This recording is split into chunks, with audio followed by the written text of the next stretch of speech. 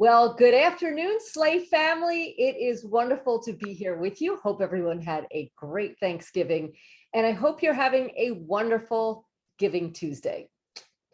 Now, today, since it is Giving Tuesday, is a perfect day to bring someone on who is absolutely giving. She's founded a nonprofit to help women in a very unique situation. And I'm so excited for her to share the project that she has launched and what she's doing.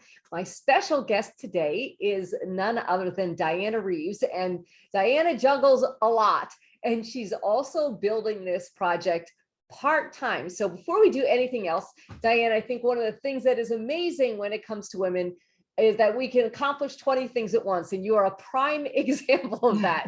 So just can you share with us a little bit about your background, your career, your family, and then we'll dive into your project. Okay, sure. First, I just want to thank you, Leanne, for having me on, and all the women that you bring on to share what they do. For me, I am a full-time federal government employee. I have a business, a home-based business. I am a mom. My husband has pastored for 14 years. I have 3 amazing adult children, and I have a grandson, our first grandchild, who's 3 years old, and he is amazing. But the other thing is what I do, and I'll share more about that as we continue on with this interview, with my passion, how I really want to just give back to the community, especially when it comes to empowering young women. Yes, so you are a full-time federal government employee. You also are running a home-based business. You're also a mother of 3, and your grandchild is in Florida. So yes, you're constantly jumping on airplanes to go play grandma down there too. Absolutely, the warm weather. Yeah, that's a good place to have a grandchild. Now, in the middle of all of this, though, you have launched this project, and I've been blessed to know you for years. You've always been someone who's wanted to give back, but this is really specific project. So can you take a minute and tell everybody, where what your project is and where the inspiration came from, because it's a really unique program that you've started. I will be glad to. Well, first I need to start off back from when I got started with this. And I started actually from my husband. I mentioned to you that my husband pastored for over 14 years, and he worked in the school system for a boys program because he'd done a lot in the community for youth. So he went to an organization where all of the administrators had gone to have a site visit of this place. And he went there, came back home and said, "You need to go see that." And so I said, okay. So the next day I went there and I had a site visit of this location and went there and observed it. And the next day I asked, could I start working? What can I do? How can I help to support what's going on here? And so what it is it's a program for young women. And I will shout their name out because they're doing some amazing things here in Maryland. It is called Arrow Child and Family Ministries. And it's a transitional program for young women. They have maybe 15 to 20 beds where they support young women as they're transitioning to adulthood. And so I started volunteering there it's been about 7 years now. So that's a testament of how great this program is because of my commitment to continue. But they do some great things there. And so I volunteered there first as teaching Bible study. And then I started just organizing some programs and some events for the organization and working more with the community to bring the community there to support what they were doing. So it's great. I've been enjoying, like I said, this is going on my 7th year working there, volunteering.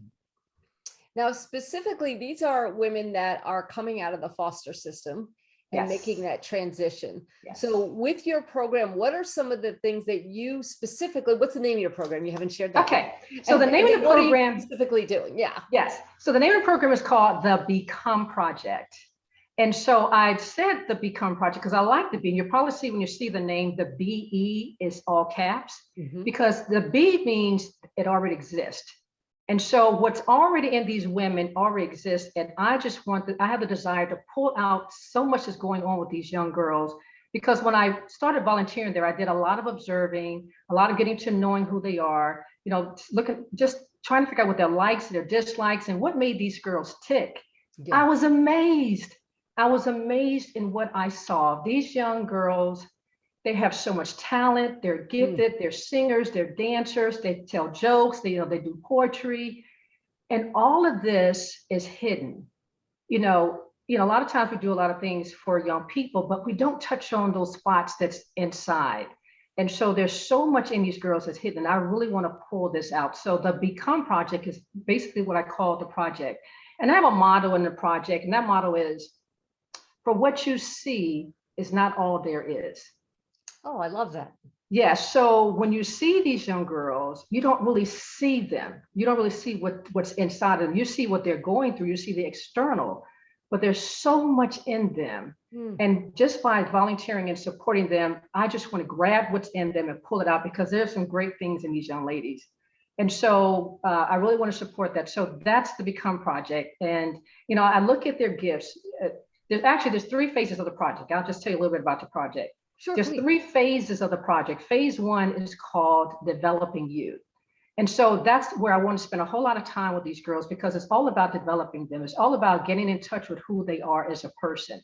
And so I want to look at self-identity, because they really don't know who they are. They've been through so many things in life. Character development, looking at their character strengths, personal development, really on top of personal development, because I've spent a lot of time with you and know what that's all about.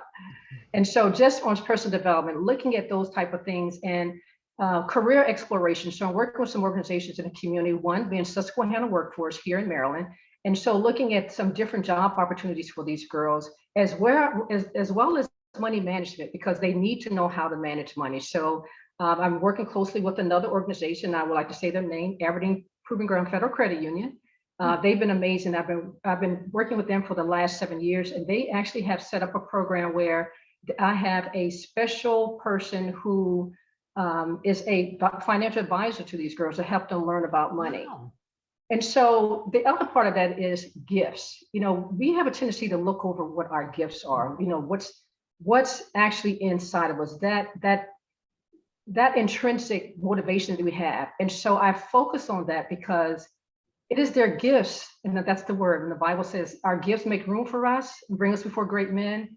People don't realize that it is the gift that makes room. It's not the person, and it's not the position, it's not the title. So if I hone in on their gifts, develop their gifts, and then they understand who they are and start using those gifts. And when I look at gifts, I think about myself. So I kind of made a list of what my gifts are. And I was amazed once I did this on my own, because I overlooked this one gift of mine. And so when I think of myself as my gifts, I'm a teacher, because I teach suicide prevention training. I teach resiliency training for my job. I'm an administrator. I am an athlete, because you know how tall I am, 6'1". So I do a lot of sports. Yes, I'm going to come back like you in my next life for sure. So, I'm an investor. I'm a real estate investor. I'm speaking that on myself, because I'm doing some things to do that, to help these young ladies. I'm doing some other things. And so one of the things I did overlook in myself was I nurture. I do a lot of nurturing. I have a lot of compassion. And so those are the gifts that God has given me that I kind of overlooked. But when I made the list of the gifts, and I said, well, which ones do I want to refine? And that's the one I'm refining and developing more. And that's that nurture and that compassion gift, which leads me to do more for these young women. And so that gift leads me to my purpose. So I know without any doubt, this is my purpose, is to empower young women and lead them to a meaningful and purposeful life. And so I want to hone in on their gifts. So that's one of the main things I do in this project in developing you, phase 1. So phase 2 is, once I develop you, then I want to mature you. So that's more of a coaching. And this is where I really want to look into the community to get some support, because, Wonderful. right. Yeah. So right now it's just me. It's just me and other women in the community that I can call upon who can support some of the things that I'm doing. Since I work for the government, I have some soldiers. I have a lieutenant colonel who's been amazing. She has been deployed, came back, and still come back to help and work with the program. She's just wonderful. She's such a giving heart. I have other sorority sisters that have helped with the program. Nice. And so there's people that have been there available to help support. So I need people to be mentors to these young ladies, so that I can match them based on what they want to do in life, where their dreams and aspirations are, and match them to someone who's going down that road with them. And so that's the coaching part. I want them to be self-reliant. I want them to learn how to manage work life, those type of things, and making wise decisions, especially when it comes to relationships. Yes. So that's phase two. And then you have phase three. So you have developing you, you have maturing you, and then you have completing you. And Okay. so here I want them to learn to be creative, creating a life of their own design. What is it their dreams are, and helping them get to what it is that they want to be in life. And just making sure that they get those skills and those things that they're looking for, enrolling them in some personal development courses, and just doing those things that we need to do to try to help them make it be successful in life. So those are the three phases of the Become Project. Wow. So that there's so much in there. Now the program is very intricate in really helping them develop as a person. And I think that's what makes you unique from other programs around the country, because they're more functional than Yes. personal. Wouldn't you say that? Yeah, I will say that, and I will say that there's some functional things that I'm doing too, because one of the things that I have been doing while I've been working with Arrow Child and Family Ministries, they do those things. They make sure before the girls age out that they have a place to go, they have a place to stay, they have a car. But I see myself an extension. So when they leave, Yes. what can I do that was left off? How can I help from here? And so those are those things that I try to do too. If they're in an apartment, let's make sure that they got the furniture and they know how to arrange the furniture. There's certain things that they need to do specifically for the home. Now they have a car, let's make sure they know how to manage the car. And so those little things that they may not get there, how can I support them and develop in this other area? So let's talk a little bit about the aging out. So, there's a certain point in time where things transition when you're coming out of the foster program. And some of them are coming out of kind of a group situation. Would you tell everybody about how that part works and the different ages and choices that they have? So when the young ladies age out, and there's two ways to do that. They can age out in the state of Maryland. They can stay in a program from up until they're 21. Mm-hmm. And then once they're 21, then they're released from the state. But there's some young ladies who decide once they turn 18 that they just want to leave. They decide that for them, they want to be free. They just don't want the supervision, or they just want to live life on their own. And then when that happens, that's when you see it's devastating at times. You hear about some of the girls going into sex trafficking. You hear about some girls, leaving early and they're getting pregnant, or they're in a relationship with a young man that they're so abusive relationship and they don't know how to get out of. So there are some things that they go through when they don't have that resource or that support system to help them when they make that decision to leave early. Sure. Now, are you finding these young ladies, or are they finding you? How does that work when they're getting to that point where they're 18 or 21? Yeah, so right now it's been easy. I have been volunteering again at this one organization, again, Arrow Child and Family Ministries. So because I've been working in that program for these years, I have been following the girls. So once they turn 18, then I can start working with them. But there's girls come and go. So when a young lady comes in and they turn 17, then they'll let me know with such and such as 17, and I can start working with them then. And I want to start working early because I need to build relationship. I need to get them to understand me, and I need to know them so that they can start trusting me. And then once you turn 18, then I have some time to work with these young women. So right now I'm just working based on young women that I'm working with at the moment. But I have reached out to other programs, the Department of Social Services. I'm trying to partner with the Department of Social Services and CASCA. Also, I'm trying to just partner with them to see how I can support them when their young ladies are ready to age out as well. Oh, wonderful. And you are located here in Maryland. Obviously, Yes. This is a national issue, though. I mean, there's people going through this all over the country. What are your long-term plans in terms of expansion? Yes. So right now I am in Maryland, but my goal is to plant this in different states. I think it's so needed. And probably the first place would be Florida, of course, closer to my grandson. But no, it's just so needed. And what I would like to do is partner with other individuals that may have a like purpose, because I believe once we get our purpose, it's not for us personally, it's for the better of humanity, and to ensure that we're helping support other people that are in the community. So any other individual that is out there that is looking to do something like I am doing, I will love to help them come and support what I'm doing and how I can support their program. Because I just think we can learn so much from each other, and can broaden our horizon, just helping support other children in different communities. But then from state to state, I like to see this go global. I have a large vision with this. I really believe, yes, I'm sorry. Oh, no, I was thinking, it's interesting what you said, because there are programs that'll overlap where it's kind of a natural fit for you to work together. And, I'm just spontaneously asking you this, but let's say that I'm in another part of the country and, I really excited, but I don't have a program. Could someone mentor someone in their area with some guidance from you, or how would that work? So I have not looked at that yet, but I will be willing to open up any way that I can to support someone else. Everything now is virtual. And because of COVID, I don't spend a lot of time with the girls in the program that they're currently in. So we do a lot of Zoom calls, and, so we meet weekly. When I get an opportunity, I can go by and see them, but we set that up.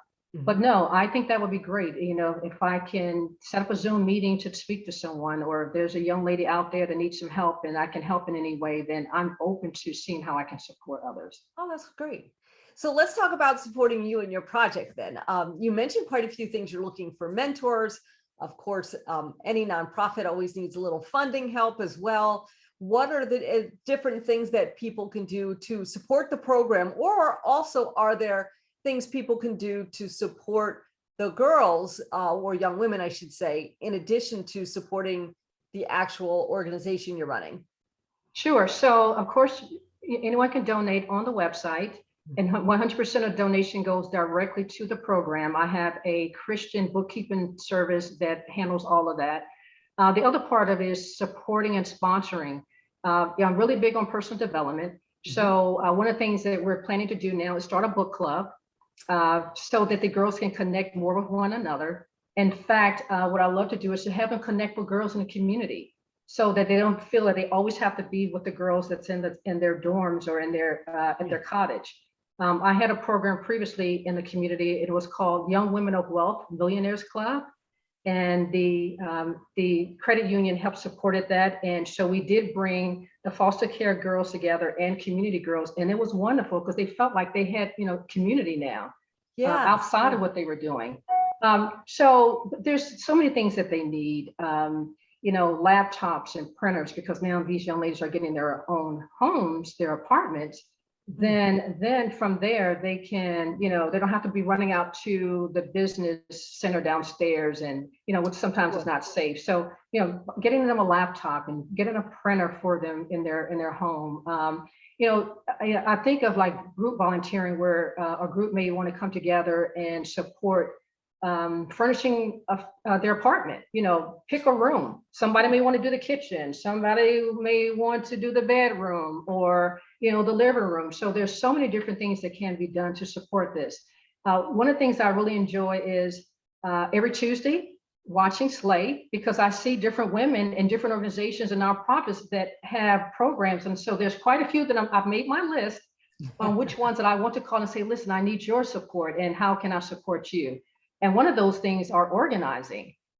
There's so many things that these young women need to learn to do as far as even organizing. And it's just small things, like even in their kitchen, now that they're learning to cook and set up their kitchens, but learning how the kitchen flows and organize things in their pantry.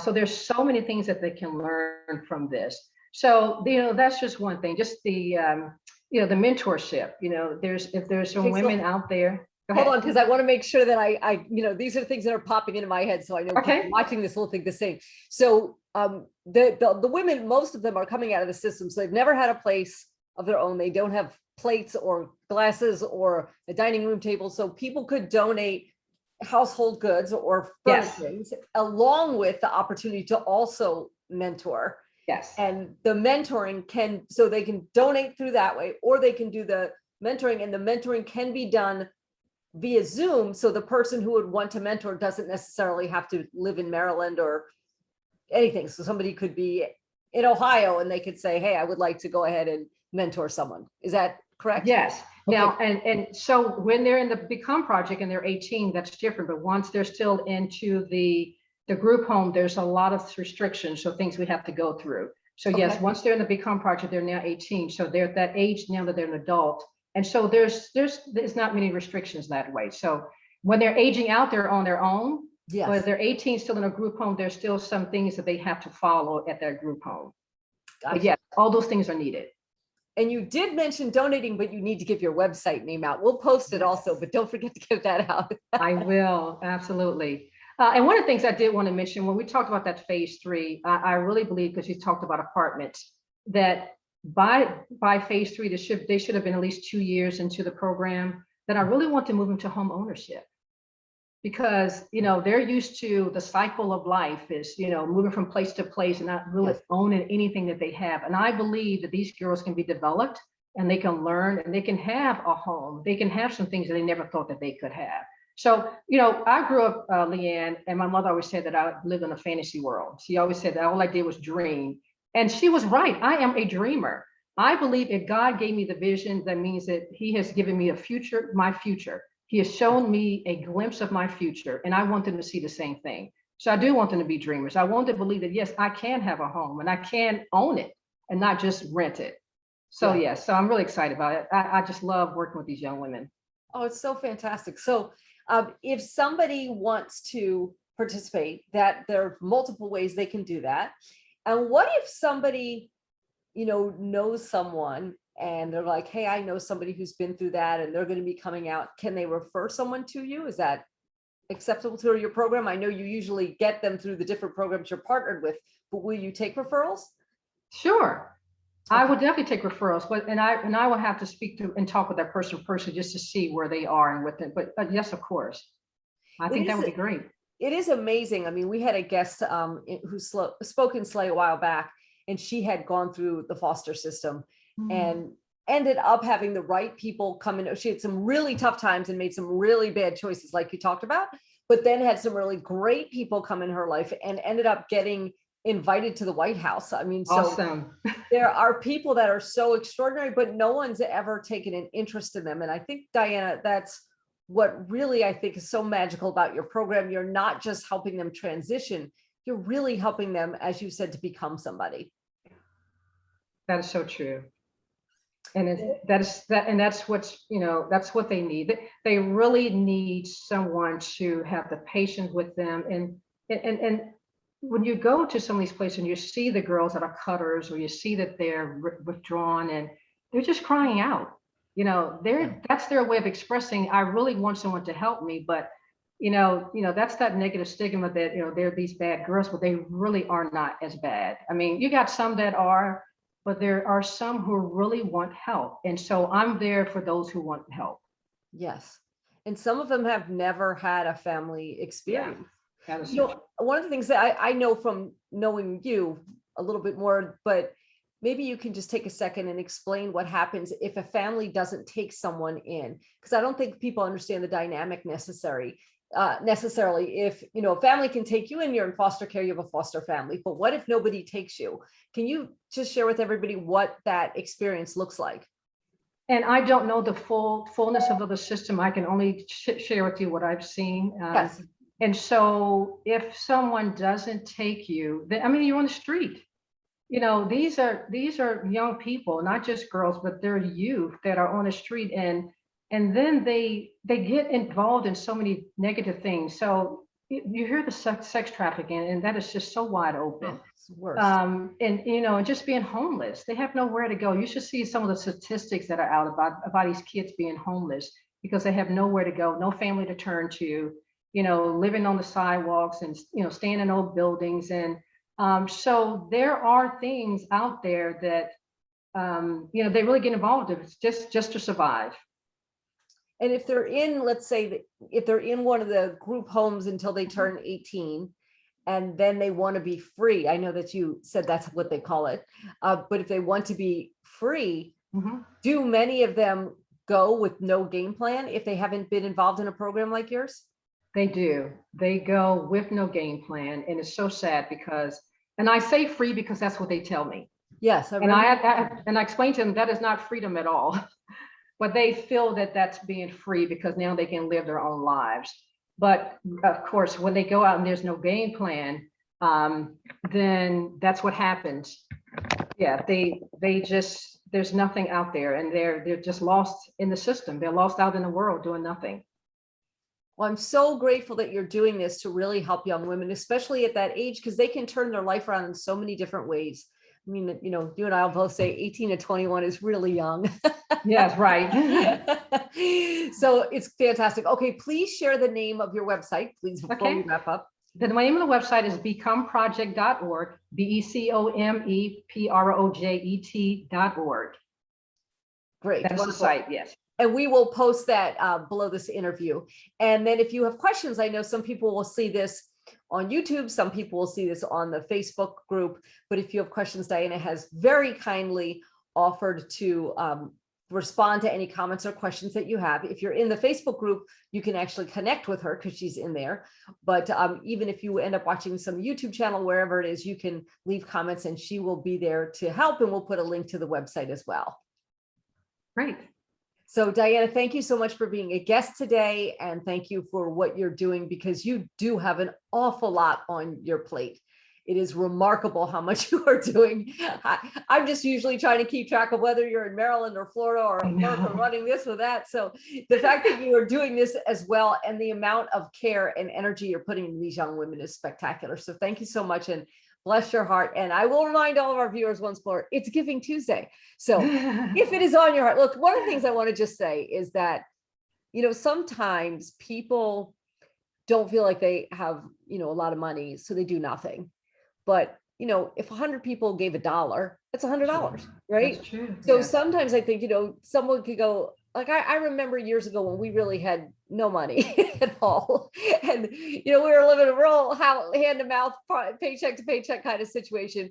But there's always little things that you can do. And I remember once there was something I wanted to do, and I felt like I couldn't really make a difference. And instead of, you know, back then I used to eat junk food, fast food. And instead of going through the drive-through, I was like, well, if I just skip the drive-through this weekend, I could at least give that little drive-through money. And it may seem like nothing, but what if, you know, 20 people thought the same thing? That's true. So that's my free plug, Diana, because I love what you're doing. Thanks, Leanne. Really appreciate you having me on. Thank you so much. It's wonderful. And I'm really excited to hear how your program continues to grow. And I know there's some people who watch us that will connect with you through their organizations as well. So thank you. Thank you. Everyone, we will see you live again next Tuesday. Have a fantastic week. Take care.